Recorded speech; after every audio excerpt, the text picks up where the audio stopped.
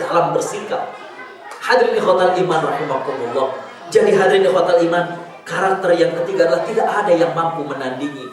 Dulu ada seseorang yang bernama Musailamah. Jadi hadirin ikhwatal iman, Nabi SAW adalah orang yang sangat baik hati. Kalau bapak-bapak dengan ibu berkesempatan untuk pergi ke Masjid Nabawi, maka di Masjid Nabawi itu ada satu tiang yang disebut dengan tiang delegasi. Jadi Amud al-Wafud. Jadi hadirin ikhwatal iman, di tiang itulah dulu Nabi menerima para tamu. Jadi kalau ada tamu ketua-ketua kabilah, Nabi menjumpainya di sana. Nah hadirin ikhwatal iman rahimakumullah, kemurahan hati Nabi SAW, setiap tamu yang berjumpa dengan Nabi diberikan hadiah, diberikan cenderamata. Musailamah yang juga ketua salah satu kabilah datang, tapi tidak ikut ke tempat itu. Dia menunggu di luar. Karena Nabi adalah orang yang baik hati, maka Nabi pun memberikan hadiah untuk Musailamah. Ternyata hadirin ikhwatal iman rahimakumullah, setelah Nabi wafat, itulah yang diaku oleh Musailamah. Lihat katanya, Muhammad telah membagi kepadaku separuh kenabiannya. Jadi dia mengaku-ngaku bahwa apa yang diberikan oleh Muhammad SAW itu tidak sama dengan yang diberikan kepada ketua kabilah yang lain. Karena aku tidak menjumpai dia, dan Muhammad tetap memberikan, ini adalah special giving dari dia. Ini adalah separuh dari kenabiannya.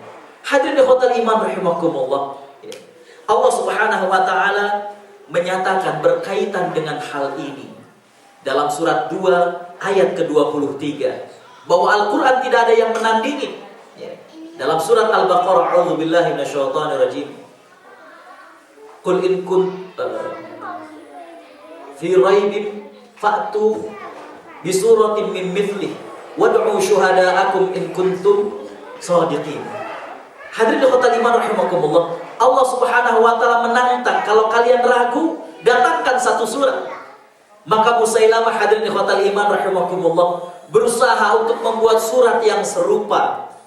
Dalam Al-Qur'an ada surat Al-Qari'ah, ya, di mana Allah menyatakan Bismillahirrahmanirrahim, Al-Qari'ah, mal Qari'ah, wa ma adraka mal Qari'ah, sampai akhirnya. Maka Musailamah ingin menandingi surat ini. Dia buat surat tentang gajah. Maka kemudian Musailamah membuat al-fil, mal-fil, wa ma adraka mal-fil, zailuhu tawil. Tidak ada artinya. Musailamah hanya membuat gajah. Tahukah engkau apa gajah? Dan apakah engkau tahu apa itu gajah? Belalainya panjang. Hadirin ikhwatal iman rahimakumullah, secara saja, secara puisi betul, ujungnya semuanya huruf lam, tapi dia kering dengan makna. Karena itu hadirin ikhwatal iman rahimakumullah, sungguh Al-Qur'an tidak ada yang menandingi. Inilah yang disebut dengan kemukjizatan secara sastra. Beberapa tahun belakangan, para ulama, di antaranya Dr. Zaglul Najjar dan banyak lagi profesor-profesor yang lain, berusaha untuk mengungkapkan kemukjizatan ilmiah Al-Qur'an. Saya masih ingat betul, para guru besar tafsir di Al-Azhar cukup lama untuk menerima kemukjizatan ilmiah Al-Qur'an. Mereka memiliki dua hal pandangan mereka. Yang pertama, hadirin ikhwatal iman rahimakumullah, mukjizat. Dikatakan mukjizat adalah untuk melemahkan apa yang menjadi kebanggaan dari masyarakat ketika diutusnya Nabi. Bangsa Arab merasa diri mereka paling tinggi sastranya. Karena itu Al-Quran, hadirin ikhwatal iman, datang dengan mematahkan itu semuanya. Sebagaimana Allah Subhanahu wa ta'ala berikan Nabi Isa alaihi salam yang mampu menghidupkan, ya. Karena waktu itu mereka, hadirin ikhwatal iman rahimakumullah, sangat mengagung-agungkan ilmu kedokteran. Jadi di sini para ulama Al-Azhar mengatakan bahwa kemukjizatan yang disepakati adalah ketinggian bahasanya. Yang kedua, hadirin ikhwatal iman, para ulama Azhar, di antaranya adalah para guru besar tafsir, khawatir penemuan ilmiah ini bukan kata akhir dari penemuan. Sehingga ketika nanti diklaim bahwa penemuan ini sesuai dengan Al-Quran, tiba-tiba terjadi perubahan, Nanti yang dikhawatirkan adalah, oh kalau kayak gitu Al-Quran tidak sesuai lagi. Paham ya? Makanya kemudian hadirin ikhwatal iman rahimakumullah, ulama Azhar lebih setuju mengatakan bukan kemukjizatan ilmiah, tapi tafsir ilmiah terhadap Al-Quran. Ya. Saya ingin memberikan demikian agar baik hadirin ikhwatal iman rahimakumullah. Salah satunya adalah hadirin ikhwatal iman, Allah Subhanahu wa taala menyatakan dalam surat Ar-Rahman surat ke-55 ayat 21 dan 23. Allah menyatakan, a'udzubillahi minasyaitonir rajim, marajal bahraini yaltaqiyan bainahuma barzakhun la yabghiyan. Ada dua laut yang bertemu, namun antara keduanya barzakhun, ada dinding, la yabghiyan, yang tidak dapat ditembus. Hadirin ikhwatal iman rahimakumullah. Ada salah seorang saintis Indonesia, Dr. Agus siapa? Sekarang beliau menjadi konsultan dari Sultan Brunei di Brunei Darussalam. Beliau pakar kelautan. Ya. Beliau meneliti, hadirin ikhwatal iman rahimakumullah, ada beberapa laut yang seperti Allah Subhanahu wa taala firmankan.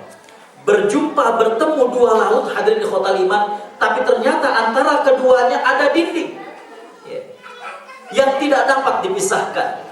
Bertemu dua aliran, hadirin ikhwatal iman, tapi ternyata kandungan garam yang satu dengan yang lainnya tidak sama. Sehingga spesies ikannya ketika sampai ke pertemuan tersebut tidak mampu untuk masuk ke lautan yang satunya lagi. Betul seperti yang Allah sampaikan, bainahuma barzakhun la yabghiyan. Antara keduanya ada dinding yang tidak dapat ditembus. Salah satunya, hadirin ikhwatal iman rahimakumullah, ada di Egypt. Pertemuan antara Sungai Nil ya, dengan Laut Mati, dengan Laut Merah, hadirin ikhwatal iman rahimakumullah. Kalau kita cicipi yang dari Sungai Nil, maka ini airnya tawar. Tapi kalau yang satu airnya masin. Sepatutnya, hadirin ikhwatal iman, yang namanya garam, dia akan larut ketika akan berjumpa dengan air. Tapi di antara kuasa Allah Subhanahu wa taala, kalau kita cicipi air yang sebelah sini dia tawar, dan kalau kita cicipi air yang sebelahnya lagi, dia masin. Hadirin ikhwatal iman rahimakumullah. Subhanallah, kalau kita perhatikan, ketika ikan berenang menuju ke tempat laut tadi, tidak mampu dia balik lagi. Bainahuma barzakhun la yabghiyan. Karenanya Allah kemudian melanjutkan, fabi ayyi ala'i rabbikuma tukadziban. Nikmat yang mana lagi yang kalian dustakan? Hadirin ikhwatal iman rahimakumullah, begitu banyak tafsir-tafsir ilmiah. Saya lebih setuju, maaf, dengan apa yang digunakan oleh para guru besar Azhar dalam bidang tafsir ilmiah dan bukan kemukjizatan ilmiah. Hadirin ikhwatal iman, dan begitu banyak lagi. Dimulai dari Al-Imam Al-Jauhari, masa Grand Azhar yang sebelumnya, beliau telah mengungkapkan dalam kitab tafsir beliau yang berkaitan dengan bagaimana Al-Quran berbicara tentang intek. Hadirin ikhwatal iman rahimakumullah. Belum lagi ketika Allah Subhanahu wa taala berbicara tentang antariksa. Belum lagi ketika Allah Subhanahu wa taala berbicara tentang diri kita.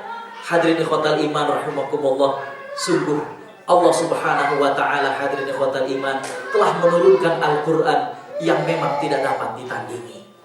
Baik ketinggian bahasanya, baik ketinggian ilmu pengetahuannya. Hadirin ikhwatal iman rahimakumullah, kalau sudah demikian, memang Allah sampai mengulang 30 ayat lebih dalam surat Ar-Rahman. Allah ulang-ulang, fabi ayyi ala'i rabbikuma tukadziban. Nikmat yang mana lagi yang kalian dustakan?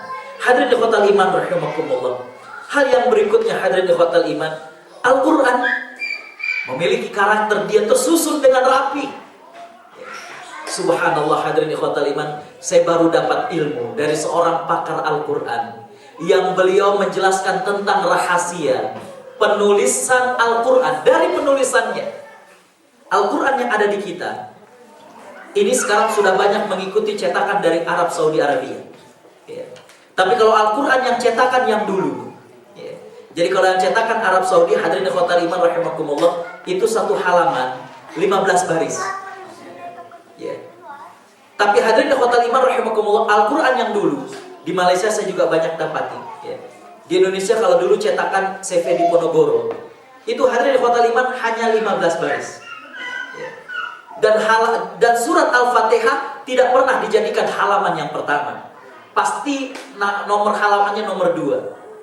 Untuk menunjukkan hadirin ikhwatal iman rahimakumullah, Al-Quran ini berasal dari zat yang satu, yaitu Allah subhanahu wa ta'ala, zat yang ghaib.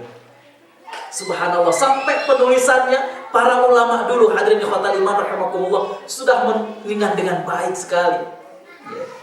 Surat Al-Fatihah ada 7 ayat. Dan kalau cetakan yang dulu bukan cetakan yang Saudi Arabia, maka surat Al-Baqarahnya hanya sampai ayat yang keempat. 4 dan 7. Apa artinya? Surat ke-47 diturunkan kepada Nabi Muhammad SAW. Luar biasa hadirin ikhwatal iman rahimakumullah, ya. Jadi hadirin ikhwatal iman rahimakumullah, ternyata para ulama dulu dalam penulisannya juga ada kode-kode. Makanya kalau dulu ada istilah kita baca satu ain, ya. Itu hadirin ikhwatal iman, ternyata di atas, kalau yang aslinya itu di atas dengan di bawahnya ada kode. Jadi kita bisa tahu hadirin ikhwatal iman rahimakumullah, oh kita ini sudah berapa ayat yang kita baca. Karena di situ ada kode.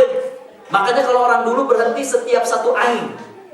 Kalau sekarang hadirin ikhwatal iman, Al-Quran yang cetakan Arab Saudi sebenarnya diperuntukkan untuk mereka penghafal Quran. Karena satu juz itu 10 halaman. Tapi bagi mereka yang awam agak kesulitan. Kadang mohon maaf, sering ketika kita baca Al-Quran, hadirin ikhwatal iman rahimakumullah, ya. Ketika kita baca Al-Quran, kita pas baca lupa, aduh, tadi ayat yang mana ya? Akhirnya kita mulai lagi dari atas, ya. Nah itu hadirin ikhwatal iman rahimakumullah, kembali bahwa, ya, itu baru dari segi hadirin ikhwatal iman, ya, bagaimana penyusunannya. Belum hadirin ikhwatal iman rahimakumullah, ya, bagaimana Al-Quran ketika diturunkan oleh Allah Subhanahu wa ta'ala. Al-Ustaz Abdul A'la Al-Maududi dalam kitab beliau menuliskan, ya, mengapa hadirin ikhwatal iman, ya, surah yang pertama adalah surat Al-Fatihah.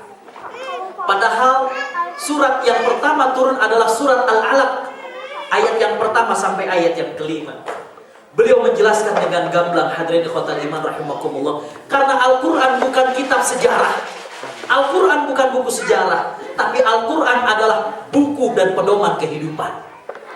Makanya dia disusun bukan berdasarkan turun, tapi hadirin ikhwatal iman disusun sebagaimana Allah menginginkan kepada kita. Paham ya? Karena itu hadirin ikhwatal iman rahimakumullah, mestinya kalau Al-Quran adalah buku sejarah, yang turun pertama kali adalah surat Al-Alaq, ayat yang pertama sampai ayat yang kelima. Baru kemudian turun surat Al-Muzammil, baru kemudian surat Al-Mudaththir.